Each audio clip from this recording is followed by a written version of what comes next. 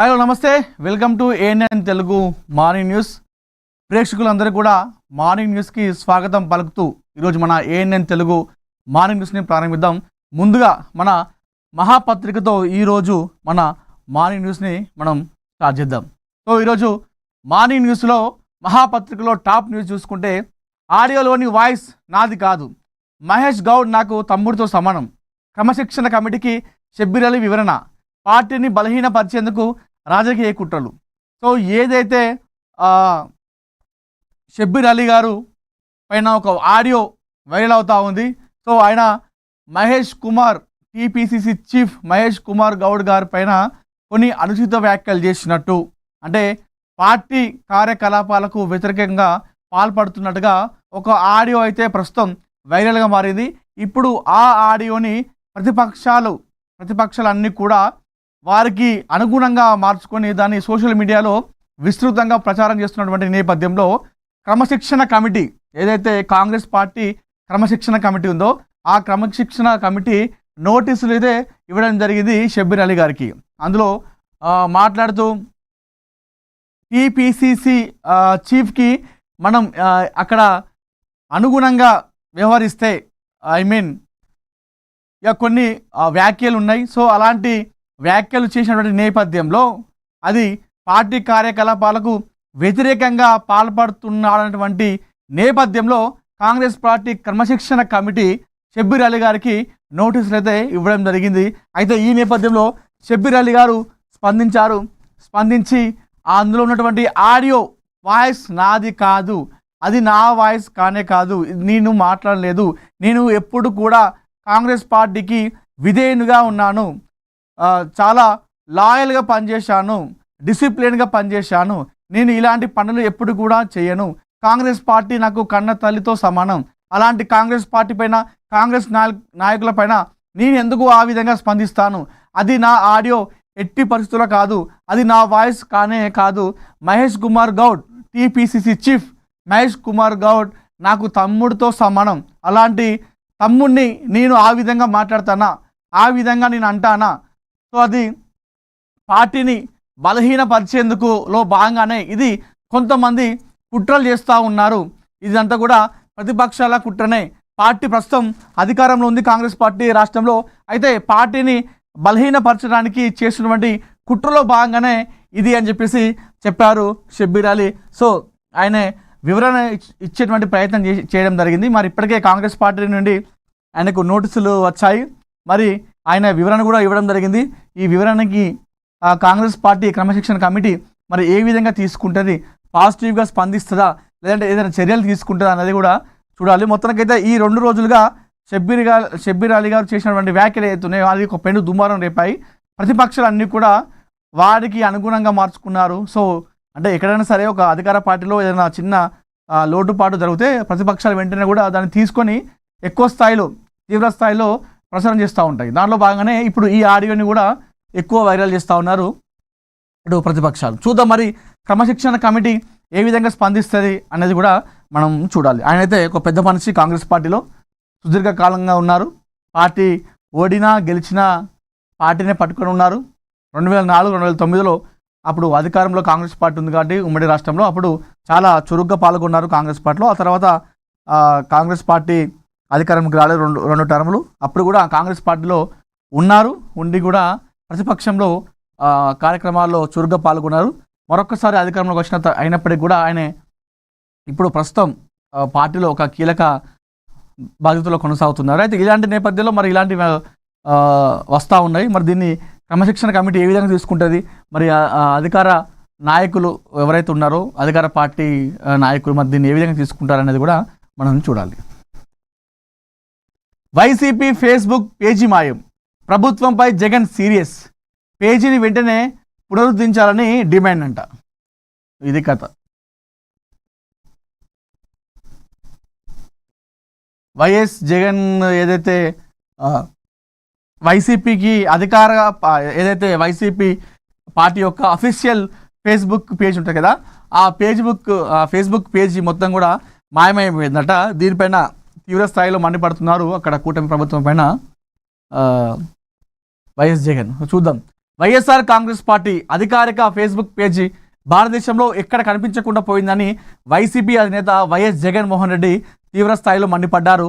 రాష్ట్రంలోని చంద్రబాబు నాయుడు నేతృత్వంలోని కూటమి ప్రభుత్వంపై ఆయన పదునైన విమర్శలు గుప్పించారు. తమ పార్టీ అధికారిక ఫేస్బుక్ పేజీని ఉద్దేశపూర్వకంగానే కనిపించకుండా చేశారని, ఇది ముమ్మాటికి ప్రతిపక్షాల గొంతు నొక్కే చర్యనని ఆయన తీవ్రంగా ఆరోపించారు.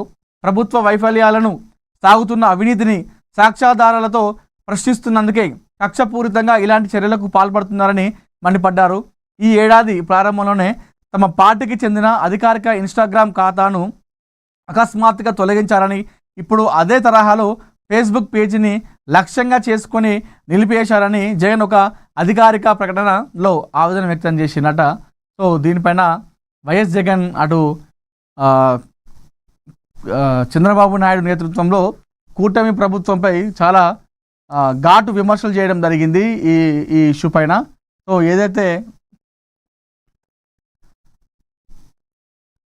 మానసికంగా కుంగతీయడానికి, పార్టీని దెబ్బతీయడానిలో కుట్రలో భాగంగానే ఈ విధంగా కూటమి ప్రభుత్వం చేస్తూ ఉంది.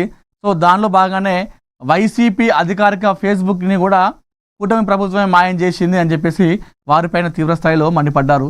మరి అది కూటమి ప్రభుత్వం చేయించిందా, లేదంటే చూస్తూ ఉన్నాం మన గతంలో ఈ మధ్యకాలం చూస్తూ ఉన్నాం మెటా మనం ఎలాంటి పోస్టులు పెట్టినా కూడా దానిపైన అది వెనకాల మానిటరింగ్ చేస్తూ ఉంది మెటా. సో అది ఆటోమేటిక్గానే కొన్ని అకౌంట్లు డిలీట్ కూడా చేస్తూ ఉంది, బ్లాక్ కూడా చేస్తూ ఉంది ఆ మెటా అనేది. ఎక్కువ మంది రిపోర్ట్ కొట్టడం లాంటివి కానివ్వండి, లేదంటే ఆ పేజ్లో ఇష్టానుసారంగా ఏదైనా వీడియోస్ పెట్టడం, పోస్టులు పెట్టడము, అసాంఘిక కార్యకలాపాల పట్ల ఏదైనా పోస్టులు పెట్టినట్టయితే మెటా ఆటోమేటిక్గా తీసుకుని దాన్ని బ్లాక్ చేయడమా, రిమూవ్ చేయడమా, పేజ్ని డిలీట్ చేయడమా చేస్తూ ఉంటుంది. మరి మెటా చేసిన పనా, లేదంటే మరి ఇది ఆయన చేస్తున్నట్టుగా మరి కూటమి ప్రభుత్వంలో ఏదైనా ఈ చర్యలు తీసుకుందన్నది కూడా మరి చూడాలి. నేషనలిస్ట్ సిటిజన్స్ పార్టీలో టీఎంసీ ఎంపీలు విలీనం, మమతా బెనర్జీకి కష్టాలు డబుల్. ఎప్పుడైతే టీఎంసీ అధినేత మమతా బెనర్జీ మాజీ ముఖ్యమంత్రి తను మొన్న ఎన్నికల్లో ఓడిపోవడం జరిగిందో అప్పటి నుండి దెబ్బ మీద దెబ్బ అయితే తగులుతూ ఉంది మమతా బెనర్జీకి. సో తన ఎంపీలు, ఎమ్మెల్యేలు తాను పెట్టినటువంటి కార్యక్రమాల్లో పాల్గొనకపోవడం ఇలాంటివన్నీ కూడా మనం చూస్తూ ఉన్నాము. పశ్చిమ బెంగాల్ రాజకీయాలు రసవత్తరంగా మారాయి. మాజీ సీఎం తృణమూల్ కాంగ్రెస్ అధినేత్రి మమతా బెనర్జీకి వరుస ఎదురు దెబ్బలు తాకుతున్నాయి. ఆ పార్టీకి లోక్సభలో 28 మంది ఎంపీలు ఉంటే 20 మందికి పైగా ఎంపీలు తిరుగుబాటు చేశారు. వీరంతా బీజేపీ నేతృత్వంలోని ఎన్డీఏకు మద్దతు ఇవ్వాలని నిర్ణయించారు. మరోవైపు మమతా ఇండియా కూటమిలో ఉన్నప్పుడు ఎంపీలు మాత్రం ఎన్డీఏ కూటమిలో భాగస్వామ్యం కాబోతున్నారు. మేము నేషనలిస్ట్ సిటిజన్స్ పార్టీలో చేరాము, ఇది గుర్తింపు పొందిన ప్రాంతీయ పార్టీ, మేము అందులో విలీనమయ్యాము, అసలైన టీఎంసీ ఏది అనేది కోర్టు నిర్ణయిస్తుంది అని TMC rebel MP Sudeep Bandopadhyay అన్నారు. కేంద్ర మంత్రి భూపేందర్ యాదవ్తో సమావేశం తర్వాత ఢిల్లీలో లోక్సభ స్పీకర్ ఓం బిర్లాలో రెబల్ వర్గం సమావేశమైన కొన్ని గంటల తర్వాత ఈ రాజకీయ పరిణామం చోటు చేసుకుంది. టీఎంసీలోని ప్రత్యేక వర్గంగా ఉండడం వల్ల న్యాయపరమైన చిక్కులు ఎదురవుతాయనే రెబల్ వర్గం విలీనం ఆలోచనతో ప్లాన్ చేసింది. సో ఇది కథ. మమతా బెనర్జీకి అయితే అక్కడ చుక్కలు చూపిస్తూ ఉన్నారు తమ సొంత పార్టీ నాయకులు, నేతలు, ఎంపీలు, ఎమ్మెల్యేలు అందరూ కూడా. ఆ పార్టీ గుర్తుతో గెలిచి ఇప్పుడు ప్రస్తుతం ఆ పార్టీ ప్రభుత్వంలోకి రాకపోవడంతో సో రెబల్ అవుతా ఉన్నారు మమతా బెనర్జీ పైన. మరి అది ఎంత దూరం వెళ్తుంది అనేది కూడా మనం చూడాలి. నేను కూడా రోడ్డు మీదకి వస్తా, వర్షాల సమయంలో రోడ్లపై ఉండాల్సిందే, అప్రమత్తతో ముంపును నివారించాలి, అధికారులతో సమీక్షలో సీఎం రేవంత్ రెడ్డి. వర్షం సమయంలో ట్రాఫిక్ ఉన్నతాధికారుల నుంచి కింద స్థాయి సిబ్బంది వరకు రోడ్లపైన ఉండాల్సిందేనని, అవసరమైతే తాను కూడా రోడ్డు మీదకి వస్తానని ముఖ్యమంత్రి రేవంత్ రెడ్డి అధికారులకు వార్నింగ్ ఇచ్చారు. రాష్ట్రంలో నైరుతి ఋతుపవనాలు ప్రవేశించి విస్తారంగా వర్షాలు కురుస్తున్న వేళ వర్షాలు, వరద ముప్పు, ప్రకృతి విపత్తుల నిర్వహణపై ఆదివారం సీఎం రేవంత్ రెడ్డి ఉన్నతాధికారులతో సచివాలయంలో అత్యవసర ఉన్నత స్థాయి సమావేశం నిర్వహించారు. ఈ సందర్భంగా అధికారుల తీరుపై సీఎం రేవంత్ రెడ్డి సీరియస్ అయ్యారట. సో ఏదైతే ఇప్పుడు అంతా కూడా నైరుతి ఋతుపవనాలు వచ్చినాయి, మనం చూసినాం. మొన్న ఒక 2 రోజులకు ఒక గంట గట్టిగా కొట్టింది వాన. ఆ గంట కొట్టిన వానకి హైదరాబాద్ ఆల్మోస్ట్ మునిగిపోయేంత పని అయింది. అయితే ఇప్పుడు నైరుతి ఋతుపవనాలు వచ్చినాయి. ఇప్పుడు వర్షాలు ఏకదాటిగా నిర్విరామంగా కొట్టే అవకాశం ఉంది ఆపకుండా. మరి ఇలాంటి తరుణంలో మరి హైదరాబాద్ ఏ విధంగా ఉండబోతుంది, ఈసారి ముంపు కావచ్చు, ముప్పు ఏ విధంగా ఉండబోతుంది? గతంలో మనం చూసినాం, వర్షాకాలం వస్తే హైదరాబాద్లో ఉన్నటువంటి ప్రజలందరూ కూడా చాలా ఇబ్బందులు పడుతున్నారు, చాలా ఇబ్బందులు పడ్డారు కూడా. ఎక్కడికి వెళ్ళకుండా సో రోడ్డుపై నిలిచి ఉన్నటువంటి వాహనాలన్నీ కూడా వరదలో కొట్టుకుపోవడము, చాలామంది కూడా అందులో పడిపోయి వరదలో కొట్టుకుపోవడం, ఇలాంటి చాలా చూసినాం. మరి ఈసారి వర్షాలు వస్తున్న నేపథ్యంలో హైదరాబాద్లో ఉన్నటువంటి ప్రజలందరూ కూడా చాలా భయపడుతూ ఉన్నారు. మరి ఈసారి ఎలా విపత్తు సంభవించబోతుంది, ఎలా ఇబ్బందులు ఉండబోతున్నాయి అనేటువంటి భయం అయితే ముందే పట్టుకుంది. ఎందుకంటే మొన్న జస్ట్ ఒక షాంపిల్ అనుకోండి, ఒక తుఫాను వచ్చే ముందు సైలెంట్ అయితే ఏ విధంగా హెచ్చరిక ఉంటుందో, మొన్న ఒక తుఫాన్ లాంటి ఒక హెచ్చరిక అయితే ఇచ్చింది. ఒక్కరోజు వర్షం కొట్టింది, ఆ వర్షానికే అతలాకుతలం అయిపోయింది హైదరాబాద్ కూడా. ట్రాఫిక్ ఒక పక్క వరదలు, ఒక పక్క వాహనాలు కొట్టుకపోవడము, కొంతమంది కరెంట్ షాక్తో చనిపోవడము, ఇవన్నీ కూడా చూసినాం. అలాంటిది ఇప్పుడు నైరుతి ఋతుపవనాలు వచ్చినాయి. ఇప్పుడు కంటిన్యూస్గా ఈ వర్షం కొడితే మరి పరిస్థితి ఏంటిది అనేది ఇప్పుడు ఒక భయం అయితే పట్టుకుంది. ప్రస్తుతం జిహెచ్ఎంసీ అధికారులు ఇదే ఒక గూబులైతే కనిపిస్తూ ఉంది. ఇలాంటి నేపథ్యంలో సీఎం రేవంత్ రెడ్డి గారు ముందుకొచ్చారు. సో వర్షాలు వస్తే ఎవరైనా సరే రోడ్డుపైనే ఉండాలి, పెద్ద స్థాయి నుండి మొదలుకొని కింద స్థాయి వరకు అందరూ కూడా రోడ్డుపైనే ఉండాలి. అవసరమైతే నేను సైతం బయటికి వస్తా, మీతోనే నేను కూడా డ్యూటీ చేస్తా, అవసరమైతే రోడ్లపై ఉంటా అని చెప్పేసి చెప్పడం జరిగింది. సో ఖచ్చితంగా ఈ విపత్తును మనం ఆపాలి, ప్రజలకు ఇబ్బంది కలగద్దని చెప్పేసి అధికారులపైన సీరియస్ అయ్యారు. సమీక్ష సమావేశంలో వీటన్నిపైన మాట్లాడడం జరిగింది. సో నేను కూడా వస్తా అని చెప్పేసి చెప్పడం జరిగింది. అవసరమైతే నేను కూడా వస్తా, వరద ముంపు ప్రాంతాల్లో మనం తిరుగుదాము, నేను కూడా వస్తా, ప్రజలకు ఇబ్బంది కావద్దని చెప్పేసి ఆయన ఒక మోటివేషన్ లాగా చేయడం జరిగింది అటు అధికారులకు. అమరావతి అన్స్టాపబుల్, అసత్యాల మేఘాలు చీల్చుకుంటూ ప్రజారాజధాని, no brakes, only top gear. శరవేగంగా సాకారం అవుతున్న పీపుల్స్ క్యాపిటల్, నవ సిటీ, నయా హిస్టరీ, జెట్ స్పీడ్లో పనులు, సారీ బ్రో అంటూ లోకేష్ షాకింగ్ వీడియో.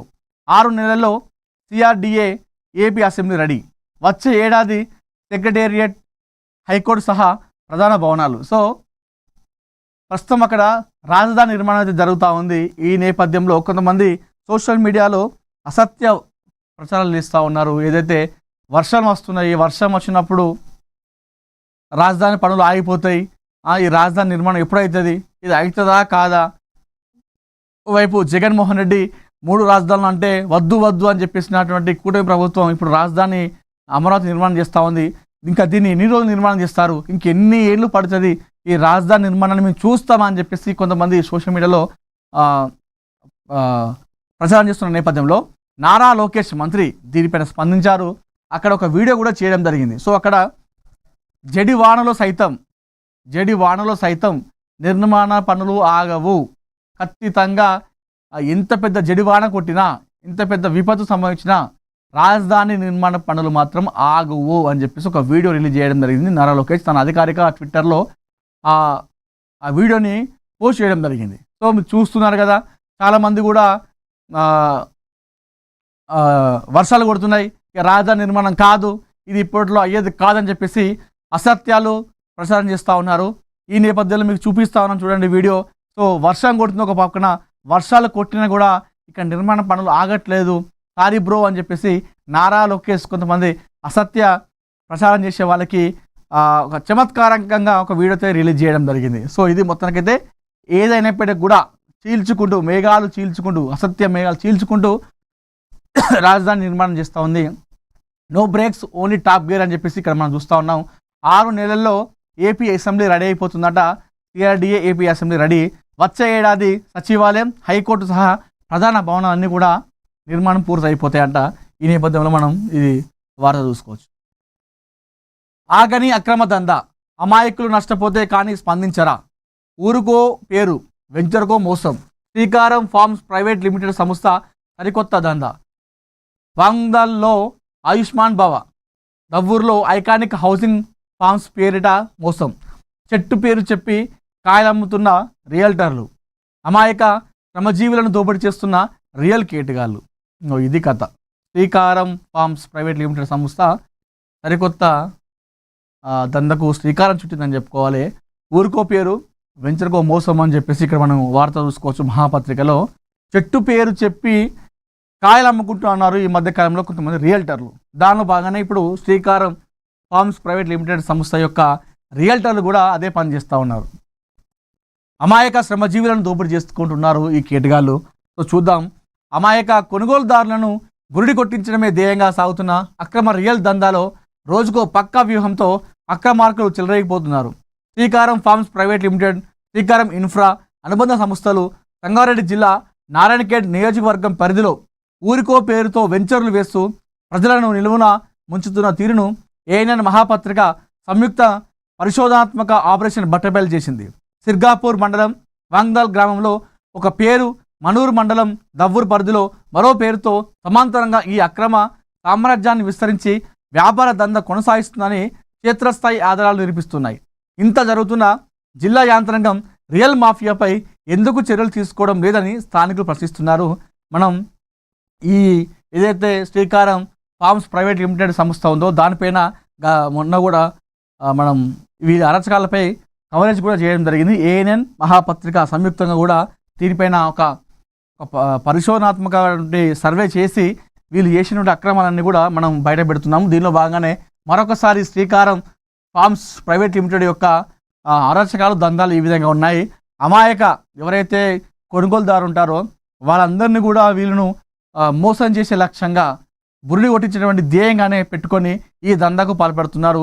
ఒక్కొక్క దగ్గరకు ఒక పేరు, ఊరికో పేరు అని చెప్పేసి ఇక్కడ మనం చూస్తున్నాం. సమాంతరంగా ఊరికో పేరు, ఊరికో వెంచర్కో పేరు పెట్టుకొని అక్కడ రెండు కూడా సమాంతరంగా ఈ దందాకు పాల్పడుతున్నారు శ్రీకారం ఈ ఫార్మ్స్ ప్రైవేట్ లిమిటెడ్ సంస్థ. సో దీనిపైన మనం మొన్న కూడా ఇచ్చినప్పుడు కూడా మొన్న నేను చెప్పినాను.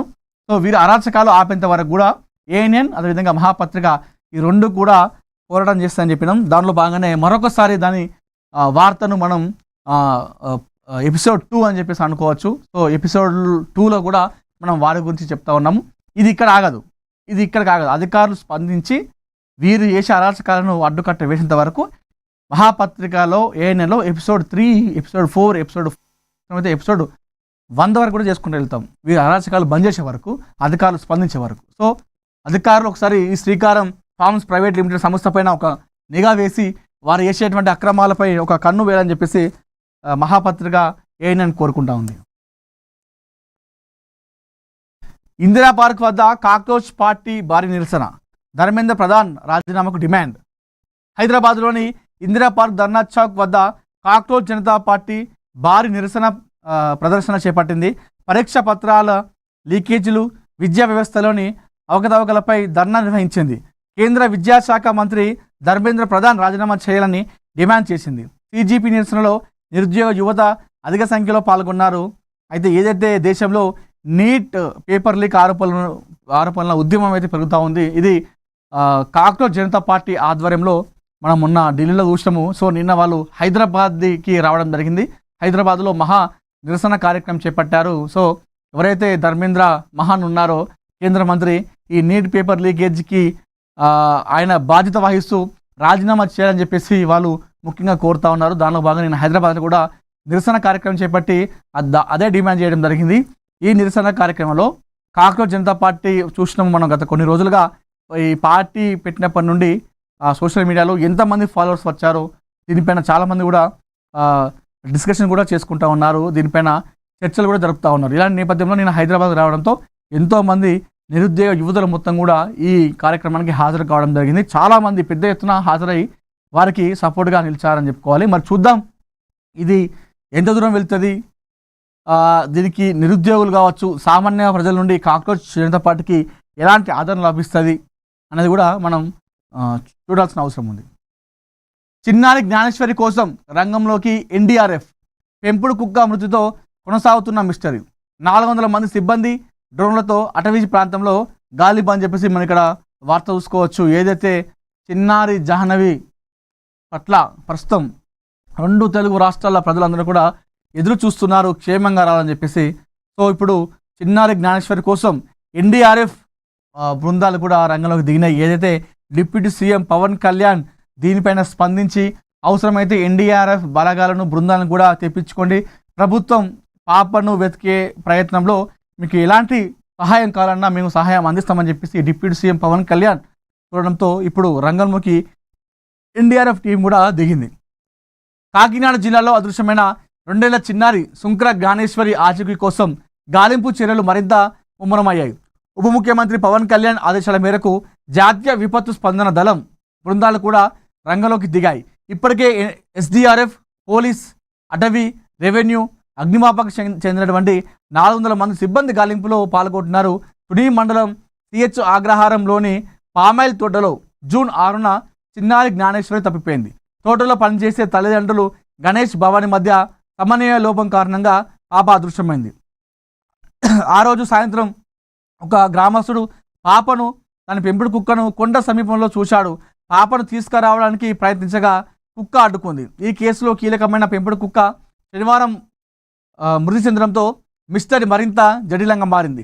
జూన్ 9న ఒంటరిగా తిరిగి వచ్చిన ఈ కుక్కకు పోలీసులు జూన్ 12న జీపీఎస్ ట్రాకర్ అమర్చి పాప ఆచూకీకి కనుగొనే ప్రయత్నం చేశారు. అయితే ఆ కుక్క అనూహ్యంగా ప్రవర్తిస్తూ ఆహారం తీసుకోకుండా దాదాపు 8 గంటల పాటు 8 కిలోమీటర్లు తిరిగి ఇంటికి వచ్చాక మరణించింది. కుక్క మృతికి కారణం తెలుసుకునేందుకు అధికారులు పోస్ట్ మార్టం పంపించారు. ఈ ఘటనపై ఉప ముఖ్యమంత్రి పవన్ కళ్యాణ్, హోంమంత్రి వంగలపూడి అనిత ఎప్పటికప్పుడు అధికారులతో సమీక్షిస్తున్నారు. చిన్నారి ఆచూకీ తెలిసిన వారికి జిల్లా యాంత్రాంగం ₹1,00,000 రివార్డు ప్రకటించింది. అత్యాధునిక డ్రోన్లు, 38 సీసీటీవీ కెమెరాల ఫుటేజ్ని విశ్లేషిస్తూ గాలింపు కొనసాగిస్తున్నామని కాకినాడ ఎస్పీ జి బిందు మాధవ్ తెలిపారట. సో ప్రస్తుతం చిన్నారి కోసం వెతుకులాట అయితే ముమ్మరం చేయడం జరిగింది. ఇప్పటికే పోలీస్, అటవీ శాఖ, ఎస్డీఆర్ఎఫ్, అగ్నిమాపకతో పాటు ఈరోజు ఎన్డీఆర్ఎఫ్ బృందాలు కూడా దిగుతూ ఉన్నాయి. 400 మంది సిబ్బంది పనిచేస్తూ ఉన్నారు. అక్కడ పాప కోసం క్షేమంగా రావాలని చెప్పేసి తిరుగుతూ ఉన్నారు. పవన్ కళ్యాణ్ ఇప్పుడు ఆ ఎన్డీఆర్ఎఫ్ టీంని కూడా పంపిస్తూ ఉన్నారు. ఇలాంటి నేపథ్యంలో చాలామంది ఒక్కొక్కరు ఒక్కొక్క రకంగా కథనాలు చెప్తా ఉన్నారు. అయితే ఈరోజు అమావాస్య అని చెప్పేసి దాంతో పాటుగా క్షుద్ర పూజలు అని చెప్పేసి దొరికితే ఈరోజు దొరకాలి పాప, ఈ పాప దొరకడానికి ఇదే లాస్ట్ చివరి రోజు, ఈరోజు దొరకకపోతే మళ్ళీ దొరకదు అని చెప్పేసి మరికొంతమంది జ్యోతిష్యులు, పండితులు అక్కడక్కడ చెప్తా ఉన్నారు. కొంతమంది స్థానికులు భయపడతా ఉన్నారు. క్షుద్ర పూజలు జరిగే అవకాశం ఉంది, అమావాస్య కాబట్టి ఏదో దీనిలో భాగంగానే పాపని కరెక్ట్ పక్కా ప్లాన్తో అమావాస్యకు ముందు కిడ్నాప్ చేశారు, అపహరించారు, ఇదంతా కూడా ఏదో జరుగుతూ ఉంది, ఈ అమావాస్య ఉంది కాబట్టే ఈ పక్క ప్లాన్తో జరిగిందని చెప్పేసి మరికొంతమంది చెప్తా ఉన్నారు. మరి చూడాలి, ఇది క్షుద్ర పూజలు, నరబలులు ఇవన్నీ మూఢనమ్మకాలు అయినప్పటికీ కూడా అక్కడక్కడ కొన్ని ప్రాంతాల్లో మనం చూస్తూ ఉన్నాము. మరి అది సినిమాలో చూపించినట్టుగా ఆ చేతబడి లాంటివి, ఈ బ్లాక్ మ్యాజిక్ లాంటివి, క్షుద్ర పూజలు లాంటివి చేస్తే నిజంగానే అతి శక్తులు వస్తాయా? మరి ఎందుకు చాలామంది కూడా అక్కడక్కడ మనం చూస్తూ ఉన్నాం. అక్కడక్కడ కొన్ని ప్రాంతాల్లో నైట్ వరకు బాగానే ఉంటుంది, మార్నింగ్ వెళ్ళేసరికి అక్కడ ముగ్గులేసి పసుపు, కుంకుమ, నిమ్మకాయలు పెట్టి అక్కడ చేయడము, ఈ 3 బజార్ల దగ్గర దింపిపోయడము, ఇవన్నీ కూడా చేస్తూ ఉంటారు. మరి ఇవన్నీ కూడా ఎందుకు చేస్తారు? నిజంగానే క్షుద్ర పూజలు చేస్తే సినిమాలు చూపించినట్టుగా అతిథి శక్తులు వస్తాయా? ఎందుకు వీళ్ళందరూ కూడా ఇలాంటి కార్యక్రమాలు చేస్తూ ఉన్నారు?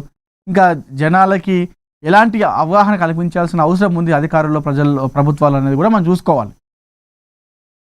నమ్మద్దు, ఇవి నిజాలు కావు. క్షుద్ర పూజలు చేస్తే సినిమాల్లాగా శక్తులు రావడము, ఇది మొత్తం ట్రాష్, ఫేక్, అది ఏముండదు. కానీ జనాలు అక్కడక్కడ భయపడుతుంటారు. కొంతమంది జనాలు ఈ క్షుద్ర పూజలు కూడా చేస్తూ ఉంటారు. అక్కడక్కడ మనం చూస్తూ ఉంటాం. నిమ్మకాయలు కనిపిస్తూ ఉంటాయి, ఈ కుంకుమ, పసుపు ఇవన్నీ కూడా కనిపిస్తూ ఉంటాయి. వాళ్ళు ఎందుకు చేస్తారో అర్థం కాదు. అలాంటి ఏమైనా కార్యక్రమాలు, పిచ్చి పిచ్చి కార్యక్రమాలు ఉంటే కూడా ఆపుకోవాలి. అనవసరంగా బ్యాడవడం తప్పితే ఏముండదు. సమాజంలో మీకంటూ సమాజంలో ఒక చెడ్డ పేరు వస్తుంది. మనం చూసిన గతంలో కూడా క్షుద్ర పూజల చేస్తుందని చెప్పేసి నిబంధనతో కొంతమందిని చంపడం కూడా చూసినాం. గతంలో చెట్టు కట్టేసి కొట్టడము, వాళ్ళ ఇంట్లో ఉండగానే ఇంటికి నిప్పండి పెట్టి చంపేయడము గతంలో చాలా జరిగినాయి. ఇవన్నీ కూడా నమ్మద్దు. అయితే ఈ పాప విషయంలో ప్రస్తుతం ఇవే వైరల్ అవుతూ ఉన్నాయి. అమావాస్య ఈరోజు క్షుద్ర పూజలు జరుగుతాయి, ఖచ్చితంగా ఏదో ఉంది, ప్లాన్ ఉంది, దానిలో భాగంగానే పాపని కిడ్నాప్ చేశారు. ఈరోజు అమావాస్య, ఈరోజు దొరకకపోతే మళ్ళీ పాప దొరకదు అని చెప్పేసి కొంతమంది చెప్తా ఉన్నారు. ఇవన్నీ మనం నమ్మద్దు. మనం కేవలం పోలీస్, అటవీ శాఖ, అగ్నిమాపక శాఖ, ఎస్డీఆర్ఎఫ్, ఈరోజు ఎన్డీఆర్ఎఫ్, వీళ్ళు ఎవరైతే ఉన్నారో వీ టీం నుండి అధికారికంగా ఏది అనౌన్స్మెంట్ వస్తే అదే నిజం. అది కాకుండా వేరే ఏది కూడా నమ్మద్దు. పాప విషయంలో ఇలాంటి వార్తలు కూడా ప్రచారం చేయొద్దు. ఎందుకంటే ఆ తల్లిదండ్రులు భయపడతా ఉన్నారు. ఇవన్నీ కూడా అమావాస్య, నరబలి, క్షుద్ర పూజలు, లేదంటే కిడ్నాప్, ఇవన్నీ ఏదేదో చెప్తున్న కొద్దీ వార్తలలో ఆ పేరెంట్స్ మొత్తం కూడా భయపడుతున్నారు. అసలు ఏం జరుగుతుంది అనేది కూడా వాళ్ళకు అర్థం కావట్లేదు. సో జాగ్రత్తగా ఏది జరిగినా సరే పాప క్షేమంగా సురక్షితంగా ఇంటికి రావాలని చెప్పేసి ముక్త ఖండంతో మీరు మనందరం కూడా కోరుకుందాం. కమ్ బ్యాక్ సూన్ చిన్నారి జాహ్నవి.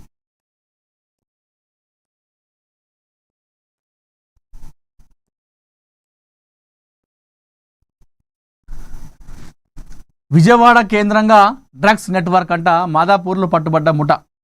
ఇది కథ. డ్రగ్స్ ఇది ఇప్పటికి కూడా వస్తున్నాయి. మనం నిన్న చూసినాం, ఎక్కడనో హైదరాబాద్ శివారు ప్రాంతంలో సాఫ్ట్వేర్ ఉద్యోగుల మధ్య గొడవ వచ్చింది.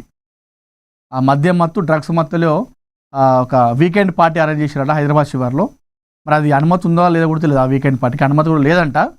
ఆ వీకెండ్ పార్టీలో ఏమైంది, సాఫ్ట్వేర్ మంచిగా మద్యం మత్తు, డ్రగ్స్ మత్తులో కొట్టుకున్నట. గొడవ పెట్టుకున్న తర్వాత ఒక వ్యక్తి, మంచిర్యాలకు చెందినటువంటి ఒక వ్యక్తి చనిపోయిండు ఆ గొడవలో. ఇది కథ. డ్రగ్స్ మరి ఇంత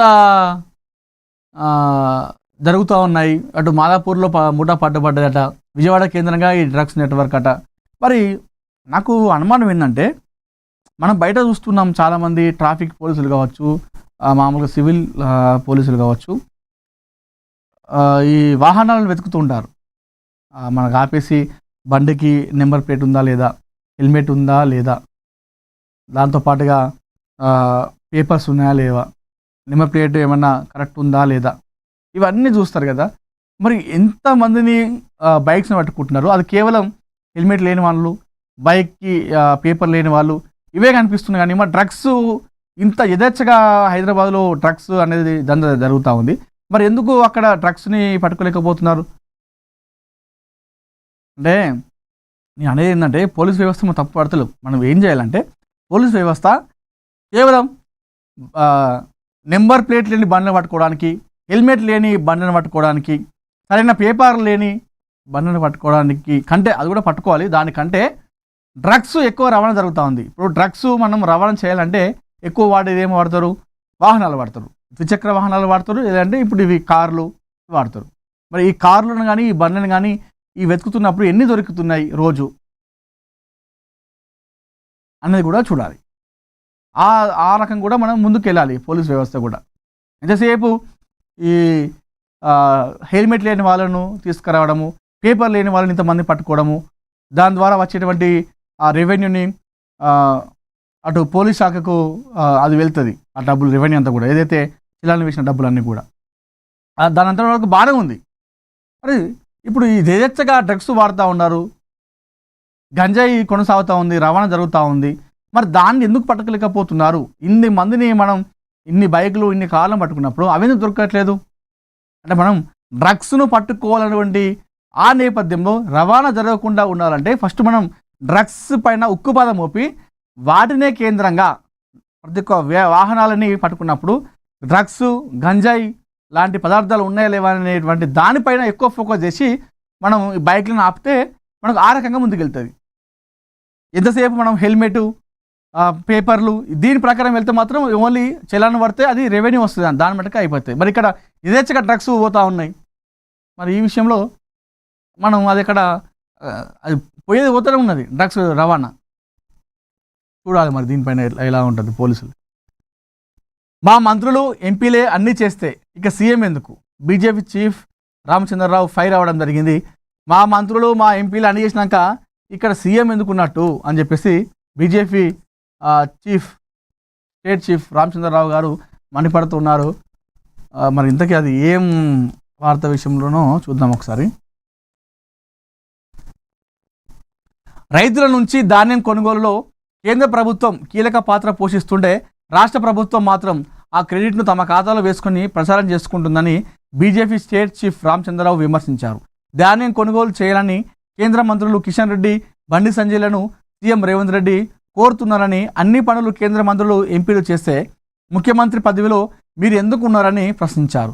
హైదరాబాద్లో ఒక రోజు వర్షం పడితేనే నగరం అతలాకుతలమవుతుందన్నారు. ఈ పరిస్థితికి మున్సిపల్ శాఖ మంత్రిగా ఉన్న రేవంత్ రెడ్డి బాధ్యత వహించాలని, వెంటనే ఆ పదవికి రాజీనామా చేయాలని డిమాండ్ చేశారు. ప్రజలకు మౌలిక సదుపాయాలను కల్పించడంలో ప్రభుత్వం పూర్తిగా విఫలమైందని ఆయన ఆరోపించారు. ధాన్యం కొనుగోలు విషయంలో కేంద్ర ప్రభుత్వం కీలకంగా వ్యవహరించింది. కేంద్ర మంత్రులు బండి సంజయ్ గారు, కిషన్ రెడ్డి గారు ముందుండి ఈ ధాన్యం కొనుగోలు వేగవంతం చేయడంలో వారి పాత్ర మర్చిపోలేనిది. చేసేదేమో బీజేపీ మంత్రులు చేస్తే క్రెడిట్ మొత్తం కూడా సీఎం రేవంత్ రెడ్డి తన ఖాతాలో వేసుకుంటూ ఉన్నాడు. ఇవన్నీ చేసిన తర్వాత, ఇవన్నీ మా బీజేపీ నాయకులు చేసిన తర్వాత మీరెందుకు, మీ ప్రభుత్వం ఎందుకు అని చెప్పేసి తీవ్ర స్థాయిలో మండిపడ్డారు బీజేపీ స్టేట్ చీఫ్ రామచంద్రరావు గారు. మరి దీనికి కాంగ్రెస్ పార్టీ నుండి ఎలాంటి రిప్లై వస్తుందో కూడా మనం చూడాలి.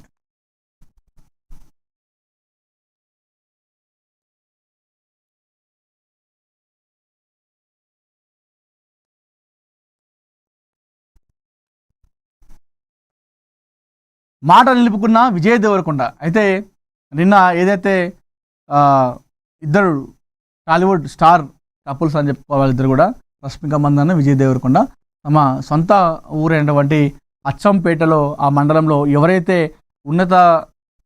ఉన్నతంగా చదివారో, విద్యలో మంచి మార్కులు వచ్చినాయో వారందరూ కూడా వీళ్ళు ఒక మంచి బృహత్తర కార్యక్రమాన్ని చేపట్టారు.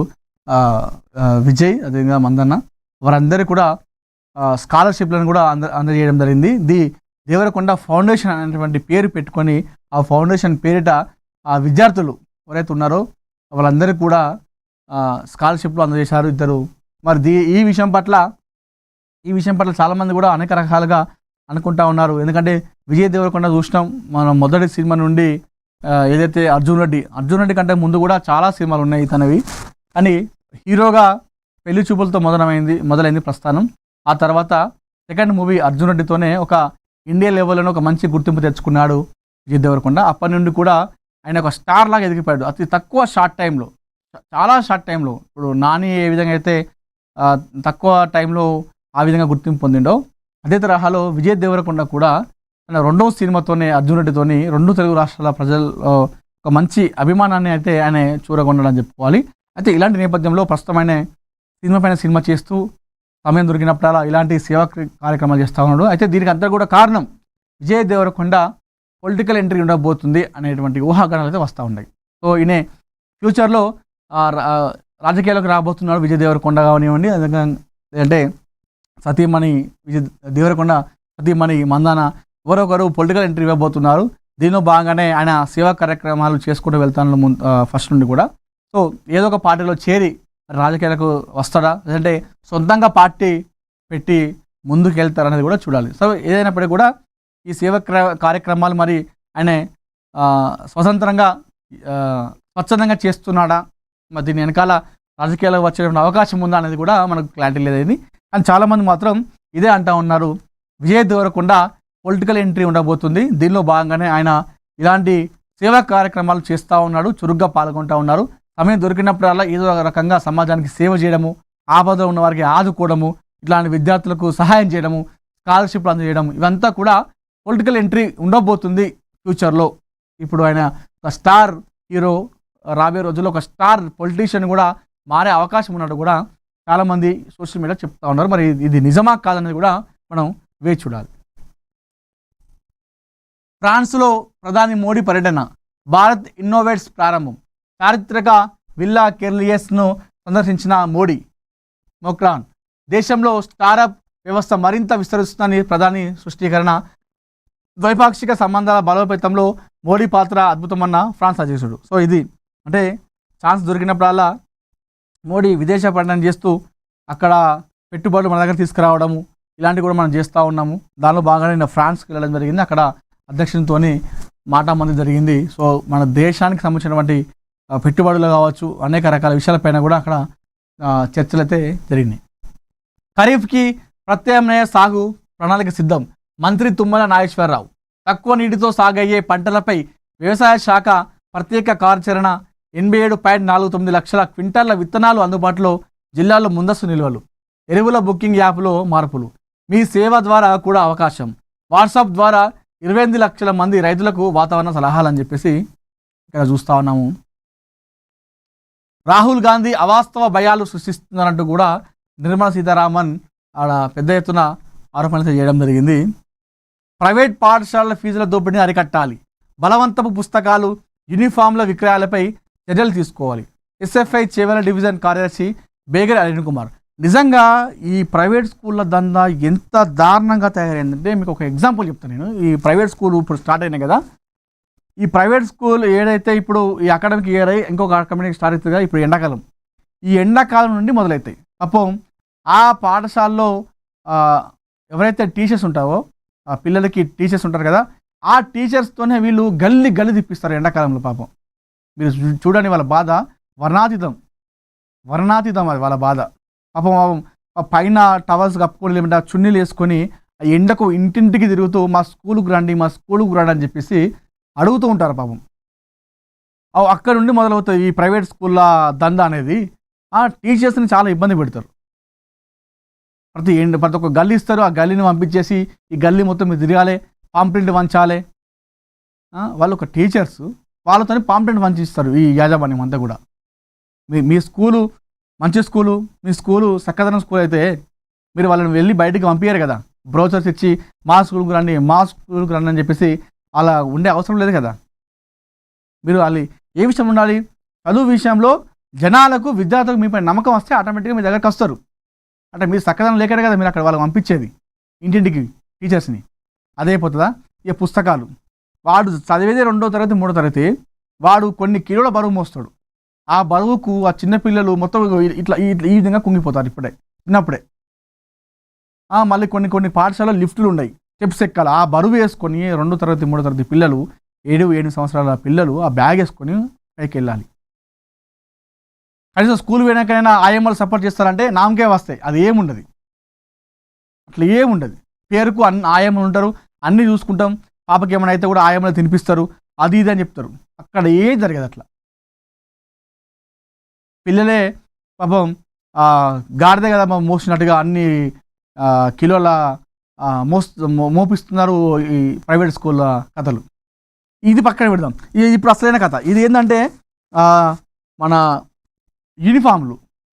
యూనిఫామ్ల దందా ఎంత దారుణం అంటే ఇది చెప్తాను. యూనిఫామ్ల కథ నేను చూసినట్టు చెప్తున్నా. ఇప్పుడు ఒక ప్రైవేట్ స్కూల్ ఉంటుంది, ఆ స్కూల్కి సంబంధించిన డ్రెస్సు ఆ స్కూల్కి ఉంటుంది. ఇంకొక ప్రైవేట్ స్కూల్ ఉందనుకోండి, ఆ స్కూల్ డ్రెస్సు వాళ్ళకే ఉంటుంది, అది వేరే వాళ్ళకి ఉంటుంది. మళ్ళీ ఏ స్కూల్ది వాళ్ళకే ప్రైవేట్ స్కూల్ డ్రెస్సులు ఉంటాయి. స్కూల్కి ఆ గుర్తింపు కోసం వారికి ఉంటాయి. అయితే ఇప్పుడు ఈ స్కూల్లో ఏం చేస్తాడంటే పొగుడుతోనే పుస్తకాలు రాస్తాడు, అయిపోతుంది.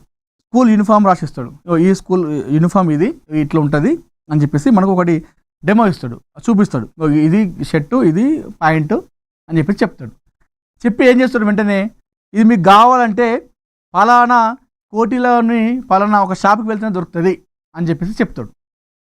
అని అర్థం చేసుకోండి. వేరే కాడ ఇప్పుడు ఆ డ్రెస్ ఉన్నది మనం ఎక్కడైనా ఆ క్లాత్ తీసుకొని మనం కుట్టించుకొని మనం చేసుకోవచ్చు. స్కూల్లో ఏం చెప్తారంటే పలానా కోటిలోకి పోయి కోటిల షాప్ దగ్గర వెళ్తేనే మన స్కూల్కి సంబంధించిన డ్రెస్ ఇస్తారని చెప్పేసి చెప్తారు.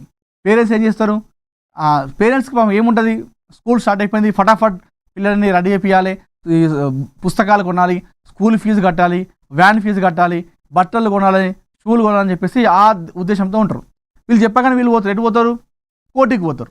ఫలానా కోటి అని చెప్పింది కాబట్టి ఆ కోటికి పోయి ఆ కోటిలో దగ్గర ఉన్నటువంటి బట్టలనే వీళ్ళు తీసుకుంటారు. పోయి ఆ స్కూల్ పేరు చెప్తే వాడు అడ్రస్ ఇస్తాడు. ఇక్కడ కూడా వీళ్ళకు దందా. ఈ ఏదైతే స్కూల్ ఉందో ఆ స్కూల్లో ఏదైతే పేరు చెప్పింది కోటి అని చెప్పేసి ఆ కోటిలో ఉన్నటువంటి డ్రెస్ షాప్ ఉంటుంది కదా, వాంతను కూడా వీడికి కుమ్మకైపోతాడు. సో మా బట్టలు మొత్తం మీ షాప్లో ఉంటుంది కాబట్టి మాకు ఇంత పర్సంటేజ్ ఇవ్వాలని చెప్పేసి చెప్తుంది స్కూల్ యాజమాన్యం. పిల్లల స్కూల్ డ్రెస్సులకు కూడా దందా చేస్తుంది ప్రైవేటు స్కూల్ అంటే అర్థం చేసుకోండి. మనం ఓన్లీ ఫీజుల వరకే చూస్తున్నాం. అధిక ఫీజులు ఉన్నాయి, ఇన్ని లక్షల ఇన్ని వేలు కట్టాలా చిన్న క్లాస్కి అని చెప్పేసి ఓన్లీ ప్రైవేట్ స్కూల్ ఫీజుల గురించి మాట్లాడుతున్నాం. కానీ అక్కడ పిల్లలు వేసుకునేటువంటి సాక్సులు, షూలు, ఆఖరికి వాళ్ళు వేసుకున్న డ్రెస్సులకు కూడా ప్రైవేట్ స్కూళ్ళు దందా చేస్తున్నాయి అంటే అర్థం చేసుకోండి. ఇప్పుడు ఇన్ని లక్షలు కట్టినప్పుడు స్కూల్ డ్రెస్సులు ఫ్రీగా ఇవ్వచ్చు కదా, ఇయ్యరు. మళ్ళీ ఆ డ్రెస్ అని ఇచ్చి మీరు కుట్టించుకోండి ఇదే క్లాత్ అని చెప్పేసి అనొచ్చు కదా, అన్నారు. పలానా దగ్గరకు పోతేనే ఆ పలానా దగ్గర ఈ డ్రెస్ దొరుకుతుంది, అక్కడ కొనండి అని చెప్పి చెప్తారు. అక్కడ పోయి కొన్న తర్వాత వీనికున్ను ఈ స్కూల్ వాడుకున్ను వానికి ఇద్దరికి కుమ్మకైపోతారు. పర్సంటేజ్ మాట్లాడుకుంటాడు స్కూల్ వాడు. ఆడ కూడా దందా. ఇది ఏడవైనా ఇదే కథ జరుగుతుంది. వేరెక్కడ కొనదని చెప్తాడు స్కూల్లో డైరెక్ట్గా.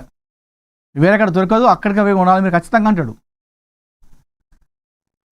చూడండి, మనం చదువు మాత్రమే వీళ్ళు దోపిడీ చేస్తున్నారు, అధిక ఫీజులు అని చెప్పేసి అనుకుంటున్నాం. కానీ పిల్లలు వేసుకున్నటువంటి సాక్స్ల దగ్గర నుండి, షూల దగ్గర నుండి, టై బెల్ట్ దగ్గర నుండి కూడా దాందాలి. ప్రైవేట్ స్కూల్లో దోపిడీ ఈ విధంగా జరుగుతూ ఉంది.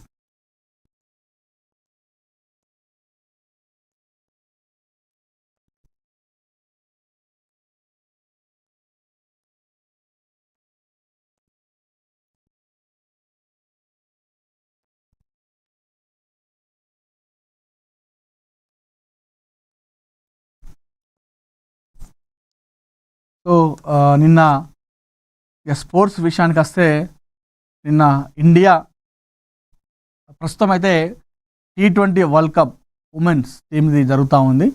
ప్రపంచ కప్, అది మహిళల ప్రపంచ కప్ T20. దీనిలో భాగంగా మనం నిన్న ఇండియా పాకిస్తాన్ మధ్యలో మ్యాచ్ జరిగింది. ఈ మ్యాచ్లో భారత మహిళల జట్టు విజయ కేతనం ఎగరవేసింది. పాకిస్తాన్ జట్టు పైన ఒక ఊచ కోత కోసని చెప్పుకోవాలి. 170 పరుగుల టార్గెట్ పెట్టింది 20 ఓవర్లకు. ఆ తర్వాత లక్ష్య ఛేదనలో పాకిస్తాన్ తడబడింది. కేవలం 3 అంకెల సంఖ్య చేరుకోకముందే మన టీం, మన బౌలర్లు, మన ఫీల్డర్స్ సంయుక్తంగా పనిచేసి శ్రమించి ఆడి వాళ్ళని కట్టడియడం జరిగింది. సో ఇప్పుడు ఈ ప్రపంచ కప్లో మరొకసారి భారత్ కప్ గెలుస్తుందని చెప్పేసి ఆశాభావం వ్యక్తం చేస్తున్నారు. ఎందుకంటే ఇది 2వ మ్యాచ్ అనుకుంటా ఈ T20 వరల్డ్ కప్లో ఉమెన్స్కి. 2 మ్యాచ్లు కూడా మంచి ఆధిక్యంతో గెలిచినాయి. నెట్ రన్నిట్లో కూడా మన టీం చాలా మంచి ఆధిక్యంలో ఉన్నారు. సో దూసుకెళ్తా ఉంది. మొన్న ఏదైతే 50 ఓవర్స్ వన్డే ప్రపంచ కప్ మనకు వచ్చిందో, అలాగే ఇప్పుడు T20 వరల్డ్ కప్ కూడా ఇండియా మహిళల టీంకి రావాలని చెప్పేసి మనస్ఫూర్తిగా అందరూ కూడా కోరుకుంటా ఉన్నారు. పాకిస్తాన్ టీం పైన ఈ మ్యాచ్ జరుగుతున్నప్పుడు కూడా మరొకసారి కొంతమంది పాకిస్తాన్ వాళ్ళు కామెంట్, ఎప్పుడు ఇండియా పాకిస్తాన్ మ్యాచ్ జరిగితే ఈ ఎదవలకు ఒక అలవాటు అయిపోయింది పాకిస్తాన్ వాళ్ళకి. వీళ్ళు ఉండగానే ఉండరు, వస్తారు, మాటంటారు, మాటలు అనిపించుకుంటారు, వెళ్ళిపోతారు. ఇది ఒక సరదా అయిపోయింది వాళ్ళకి, పాకిస్తాన్ వాళ్ళకి. ఇండియా పాకిస్తాన్ మ్యాచ్ జరుగుతుంది చాలు, ఎవడో ఒకడు పాత ప్లేయర్ ఉంటుండే వాడు వస్తారు, వచ్చి ఈరోజు మేమే గెలుస్తున్నాం, ఇది మాదే కథ అని చెప్పేసి అంటారు. ఆ మ్యాచ్ వాళ్ళు మన వాళ్ళు తుక్కు రేగొడతారు, ఊచ కోత అంటే ఏంటో చూపిస్తారు, ఓడిపోతారు, రిపీట్ అయిపోతుంది. ఇది ఎప్పటికి రిపీట్ అవుతుంటుంది. ఈ పాకిస్తాన్ వాళ్ళు మన ఇండియా ప్లేయర్స్ పైన పెట్టినటువంటి కాన్సన్ట్రేషను ఆ పాకిస్తాన్ ప్లేయర్స్ పైన పెడితే వాళ్ళు కనీసం గెలిచేదానికి దగ్గరికైనా వస్తారు. గెలవరు కానీ గెలిచేదానికి దగ్గరికైనా వస్తారు. మరి 150 పరుగుల తేడా ఓడిపోవడము ఇట్లా ఏముండదు. వీళ్ళు మన ప్లేయర్ మీద పడతారు. నిన్న కూడా వాడు వచ్చి అన్నాడు పాకిస్తాన్ గెలుస్తుంది, ఇండియా టీం పైన మహిళా టీం ఓడిపోతుందని చెప్పేసి నిన్న చాలామంది పోస్టులు పెట్టారు. అక్కడ చూస్తే మళ్ళీ అదే రిపీట్ అయిపోయింది. నేను అడుగుతూ ఒకటి చెప్తా, ఈ పాకిస్తాన్ వాళ్ళు ఈ గ్రౌండ్లో ఉండదు ఈ అంత కథ, బయట మాటలలో మాత్రమే ఉంటుంది, చేతులలో ఏది ఉంటుంది పాకిస్తాన్తో. ఆ యుద్ధమైనా, అది క్రికెట్ మ్యాచ్ అయినా, ఏదైనా సరే మాటలతోనే వాళ్ళు చేస్తారు, చేతులతో ఏది చేయరు. గ్రౌండ్లో వాళ్ళ శాతం కానే కాదు. ఇప్పుడున్నటువంటి మహిళా టీం ఏదైతుందో ఇండియా మహిళా టీంతో పాకిస్తాన్ పురుషుల జట్టు ఆడమని చెప్పండి చాలు. ఎవరైతే ఇప్పుడు ఈ పాకిస్తాన్ వాళ్ళు కొంతమంది ప్లేయర్స్, పాత ప్లేయర్స్ దీనిపైన ఎవరైతే కామెంట్ చేస్తూ ఉన్నారో, మా ఇండియా మహిళల టీంతోని పాకిస్తాన్ పురుషుల జట్టు ఆడి గెలిచమని చెప్పండి సరిపోతుంది. మీరు యుద్ధంకి వెళ్ళాల్సిన అవసరం లేదు. మా పైన, ఇండియా పైన మీరు యుద్ధంలోకి వెళ్తారు. మీరు బోడీ ఒక క్రికెట్ మ్యాచ్ గెలిచి చూపెట్టారు పాకిస్తాన్ వాళ్ళు. అది కూడా మీకు మా పురుషుల టీం అవసరం లేదు. ఇండియా మహిళల టీంతో పాకిస్తాన్ పురుషుల జట్టు ఆడి గెలిపి చూపిస్తారు, మీరు యుద్ధం గెలిచినట్టే. ఇది చేతగాని పనులు ఎందుకు? మ్యాచ్ గెలవరు, వచ్చేది లేదు, పోయేది, కానీ అనవసరంగా ఇండియా పైన నోరు పారేసుకోవడం అలవాటైపోయింది పాకిస్తాన్ వాళ్ళకి. నేపాల్ గ్యాంగ్స్పై ఆర్జీవీ కన్ను. సో ప్రస్తుతం చూస్తున్నాం, నేపాల్ గ్యాంగ్ మన హైదరాబాద్తో పాటు వాళ్ళు కొన్ని ప్రాంతాల్లో ఇవి నేపాల్ గ్యాంగ్ అరాచకాలు, దొంగతనాలు, హత్యలు చూస్తూ ఉన్నాం కదా. సో దీనిపైన ఆర్జీవీకి కన్ను పడిందట. మనకు తెలుసు, ఇలాంటి ఏదైనా కథ జరిగినప్పుడు ఆర్జీవీ ముందుంటారు. ఆ జీవిత కథ ఆధారంగా సినిమాలు తీయడము, ప్రస్తుత పరిస్థితులకు అనుగుణంగా సినిమాలు తీయడం అనేది ఆర్జీవీకి వెండితో పెట్టిన విద్య. అలాంటి విషయాల్లో ముందుంటారు కాబట్టి ఇప్పుడు నేపాల్ గ్యాంగ్స్పై ఆర్జీవీ కన్ను పడిందట. దానిపైన సినిమా తీసిన అవకాశం ఉన్నట్టుగా అనిపిస్తూ ఉంది. రైల్లో న్యూస్ పేపర్ పరుచుకొని పడుకున్నట. ఆ స్థాయి నుండి ఇప్పుడు కొన్ని వేలాది మందికి ఆయన ఆర్థిక సహాయం చేసేంత వరకు కూడా ఎదగడం జరిగింది. సో ఆయన ఆ కష్టాలను అనుభవించాడు కాబట్టి, ఆ కష్టాలు ఆయన తెలుసు కాబట్టి ఆయన ఈ రకంగా సహాయాలు చేస్తూ ఉన్నాడు Sonu Sood. Corona pandemic situation మనం చూసినాం. ఎంతోమంది నాయకులు బయటికి రాని సమయంలో సోను సూద్ తాను నడిచి ముందుకు వచ్చి ఎంతోమందికి ఆర్థిక సహాయం చేసిండు, ఎంతోమంది ప్రాణాలు కాపాడిన వ్యక్తి సోను సూద్ గారు. నన్ను గే అని పిలిచారు, మౌనిరాయ్ ఆవేదన. పాప ఈమె మౌనిరాయ్ని ఆమె ఫేస్ ఆ కదలికలు చూసి చాలామంది కూడా నువ్వు గే అని చెప్పేసి ఆమె పైన ట్రోల్ చేస్తూ ఉన్నారు. నేను గే కాదు అని చెప్పేసి తనకు తానే చెప్పుకోవాల్సినటువంటి పరిస్థితి తీసుకొచ్చారు కొంతమంది. సో ఆమె ఆ ఫేస్ అనేది కాస్త అబ్బాయిలాగా ఉంటుంది అని చెప్పేసి చాలామంది దీన్ని సోషల్ మీడియా ట్రోల్స్ చేస్తూ ఉన్నారు. ఈమె మహిళ కాదు, అమ్మాయి కాదు, ఈమె ఒక గే అని చెప్పేసి ఆమె పైన తీవ్ర స్థాయిలో సోషల్ మీడియాలో విష ప్రచారం చేస్తున్న నేపథ్యంలో ఆమె స్పందించింది, బాధపడుతూ నేను గే కాదు, నేను ఒక మహిళనే, ఒక అమ్మాయిని అని చెప్పేసి తనకు తానే చెప్పుకునేలా పరిస్థితి తీసుకురావడం జరిగింది. రాశి సింగ్ గురించి ప్రత్యేకంగా చెప్పాల్సిన పని లేదు. టాలీవుడ్కి ఇటీవల ఎంట్రీ ఇచ్చిన కొత్త హీరోల్లో ఈ ముద్దుగుమ్మ ఒకరు. రాశి సింగ్ మొట్టమొదటి జమ్ సినిమాతో తెలుగు తెరకు పరిచయమైంది. అయితే ఈ ముద్దుగుమ్మ చిన్నప్పటి నుండి సీరియల్స్ చూసి యాక్టర్ కావాలని ఆసక్తి కలిగిందట. ఒక ఇంటర్వ్యూలో రాశి సింగ్ తన కాలేజ్ డేస్ నాటి లవ్ స్టోరీ గురించి చెప్పుకొచ్చింది. ఏకంగా లెక్చరర్తోనే ప్రయాణం నడిపినట్టు చెప్పి అందరినీ ఆశ్చర్యానికి గురిచేసింది. స్కూల్ డేస్ అయిపోయాక కాలేజీలో చేరాను. ఆ సమయంలో నాకు బాయ్ ఫ్రెండ్ ఉన్నాడు. అతను మాకు లెక్చరర్ కూడా. కాలేజీలో నాకు ఎంతో ఫేవర్గా ఉండేవాడు. పరీక్షలు ఉన్నప్పుడు నాకు ముందే ఎగ్జామ్ పేపర్లు కూడా ఇచ్చేవాడు. వైవా జరిగే సమయంలో నన్ను ఎలాంటి ప్రశ్నలు అడిగేవాడు కాదు. ఇద్దరం సరదాగా కూర్చొని కబుర్లు చెప్పుకుంటూ టైంపాస్ చేసేవాళ్ళం. ఆ సమయంలో నా వయసు 17 ఏళ్ళు. అతను కూడా చాలా యంగ్, పెళ్ళికి కూడా కాలేదు. అయినప్పటికీ మా మధ్య ఏమీ జరగలేదు. కొన్నేళ్ల క్రితం ఆయన పెళ్లి చేసుకున్నారు. కుంటూ టైం పాస్ చేసేవాళ్ళం. ఇప్పటికీ ఆయన నాతో టచ్లో ఉన్నారు. నన్ను ఇన్స్టాగ్రామ్లో కూడా ఫాలో అవుతున్నాడు. అతని వైఫ్ కూడా ఫాలో అవుతుంది అని రాశి సింగ్ చెప్పుకొచ్చింది. ఇప్పుడు ఆయన అనుకుంటుండే కావచ్చు, అమ్మ నేను చదువు చెప్పిన అమ్మాయి, అప్పుడు నేనంటే పడి చచ్చిపోయేది, నేనంటే చాలా ఇష్టం ఉండే అమ్మాయి ఇప్పుడు హీరోయిన్ అయిపోయింది. నా గురించి అసలు ఆలోచిస్తుందా లేదా, నా గురించి నన్ను గుర్తు చేసుకుంటారు. ఎందుకంటే ఇప్పుడు ఒక పెద్ద స్థాయికి వెళ్ళిపోయింది. ఇప్పుడు చాలామంది పెద్ద పెద్ద హీరోలు, ప్రొడ్యూసర్లు సినిమా అంటేనే ఒక ఉంటుంది. ఇంత పెద్ద స్టార్డమ్ను అనుభవిస్తూ నన్ను గుర్తు చేసుకుంటుందా అని చెప్పేసి ఎవరైతే ఆ లెక్చర్ ఉన్నాడో అనుకుంటూ ఉంటాడు. కానీ ఆమె తలుచుకుంది, అతని గుర్తు కూడా చేసుకుంది. ఈ వార్త చూసిన తర్వాత ఆయన ఎంత హ్యాపీగా ఫీల్ అవుతున్నాడు అనేది కూడా మనం అర్థం చేసుకోవచ్చు. పేరు మార్చుకున్న రష్మిక, కొత్త పేరు ఇదే. రష్మిక మందన్న పేరు మార్చుకున్నారు. గత కొన్నేళ్లుగా ప్రేమలో ఉన్న విజయ్ దేవరకొండ రష్మిక ఈ ఏడాది ఫిబ్రవరిలో వివాహం చేసుకున్న సంగతి తెలిసిందే. పెళ్లి తర్వాత రష్మిక పేరు చివరన దేవరకొండ లేదా విజయ్ అని యాడ్ చేస్తారని చాలామంది భావించారు. గతంలో చాలామంది హీరోయిన్లు పెళ్లి చేసుకోగానే భర్త ఇంటి పేరు లేదా భర్త పేరుని తమ పేరుకు జోడించేవాడు. కానీ రష్మిక అలా చేయలేదు. తన సోషల్ మీడియా ఖాతాలన్నీ పెళ్లికి ముందు ఉన్న పేరుతోనే ఉన్నాయి. దీంతో ఆమె పేరులో ఎలాంటి మార్పు ఉండదని అనుకున్నారు. అయితే తాజాగా రష్మిక కూడా తన పేరు చివరన భర్త ఇంటి పేరును యాడ్ చేశారు. తాజాగా ఆమె భర్త విజయ్ దేవరకొండతో కలిసి అత్తగారి ఈ సొంతూరుకి నాగర్ కర్నూలు జిల్లా తుమ్మనిపేటలో వెళ్లారు. అక్కడ ది దేవరకొండ ఫౌండేషన్ ఆధ్వర్యంలో 26 విద్యా సంవత్సరంలో 9-10 తరగతుల్లో అత్యుత్తమ మార్కులు సాధించి వారికి వాళ్ళు అందజేయడం జరిగింది. అయితే ఈ సందర్భంగా రష్మిక తనని తాను రష్మిక మందాన దేవరకొండగా పరిచయం చేసుకున్నారు. ఈరోజు రష్మిక మందాన దేవరకొండల మీ ముందు మాట్లాడుతున్నా చాలా ఆనందంగా ఉంది. 9-10వ తరగతిలో ఫస్ట్ సెకండ్ ర్యాంకులు సాధించి మీరు నాకంటే ముందే ఉన్నారు. చాలా కష్టపడి ఈ ర్యాంకులు సాధించారని చెప్పేసి ఆమె మాట్లాడుతున్నారు. సో మొత్తానికైతే ఇవి ఈరోజు మార్నింగ్ న్యూస్ విశేషాలు. మరిన్ని ఇంట్రెస్టింగ్ వార్తల కోసం చూస్తూనే ఉండండి ANN తెలుగు.